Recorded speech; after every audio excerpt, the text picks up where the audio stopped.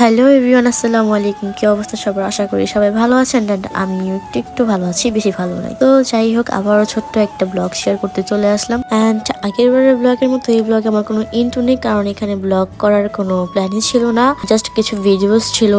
So ভাবলাম এই ভিডিওগুলো দিয়ে ছোট্ট একটা মিনি ব্লগ শেয়ার করি। অ্যান্ড আমরা সবাই কনসার্টে যাওয়ার উদ্দেশ্যে বের হয়েছিলাম। ওকে সফল করার জন্য চলে আসলাম ধানমন্ডি লেকে। অ্যান্ড আরেকটা কথা বলি, এটা কিন্তু আজকে বা কালকে ভিডিও না, এটা প্রায় 2024 16 ডিসেম্বরের ভিডিও। সো এখানে আমরা যারা যারা ছিলাম সবাই অনেক সুন্দর একটা প্লেস পেয়েছিলাম, যেখান থেকে সবকিছু দেখা যাচ্ছিল। সো এই যে কথা আছে না যে সুখে থাকতে ভূতে কিলা, আমাদের সাথেও সেম ওইটাই হয়েছিল।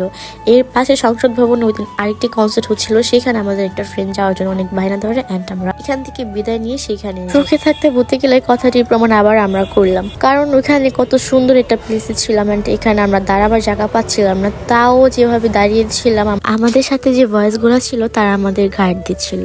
অ্যান্ড জাস্ট সি, এখানে কোনোভাবে টিকা সম্ভব না তা জেনেও আমরা যুদ্ধে নেমেছিলাম, কিন্তু কোনোভাবে আমরা যুদ্ধ সফল হইনি। অবশেষে লাথি উষ্টা খেয়ে বের হয়ে গেলাম। সো এটা হচ্ছে বাইরের দৃশ্য। কনসার্ট শেষে সবাই সবার বাড়ি চলে যাচ্ছিল, বাট আমরা তখনও স্টিল সেখানে বসেছিলাম, কারণ এত বড় যুদ্ধের পর অবভিয়াসলি রেস্ট নেওয়া দরকার। সবাই আমরা বিষয়টা নিয়ে কথা বলছিলাম, আলোচনা করছিলাম। অ্যান্ড আমরা কেউই এরকম আশা করিনি যে এখানে এসে এরকম একটা অবস্থা হবে, যেহেতু আমরা 3 জন মেয়ে ছিলাম। সো বাই দ্য ওয়ে, যাই হয়েছে মধ্যে আমার জুতো হারিয়ে গিয়েছিল। আমার হাজবেন্ড আমার একটা জুতো এনে দিচ্ছে, অ্যান্ড অপরটা খুঁজে পায়নি। সো এটা নিয়ে হাসাহাসি করছিলাম। যাই হোক, এখানে আমাদের সবার গেট আপ দেখানো হচ্ছিল যে আমরা কি ঢং করে এসেছিলাম, অ্যান্ড আমাদের এখন কি অবস্থা। জামা কাপড় অনেক ধুলাবালি ছিল, সবার অবস্থা খুব খারাপ ছিল। এখানে প্রায় অনেক রাত হয়ে গেছিল, তাই আমরা সবাই বাসার দিকে রওনা করে দিলাম। এটা তার পরের দিন, মানে 17 ডিসেম্বর আমরা সবাই একসাথে ছিলাম। অ্যান্ড বাসায় মেবি কিছু রান্না বান্না করার প্ল্যান হচ্ছিল। কি রান্না করবো সেটা ডিসাইড করতে করতে আমাদের প্রায় বিকেল হয়ে গেছিল। অ্যান্ড এখানে ছেলেরা খুব আরামে আয়াসে শুয়েছিল। রান্না বান্না তো আমাদেরই করতে হবে, এটা তো জাতি জানে।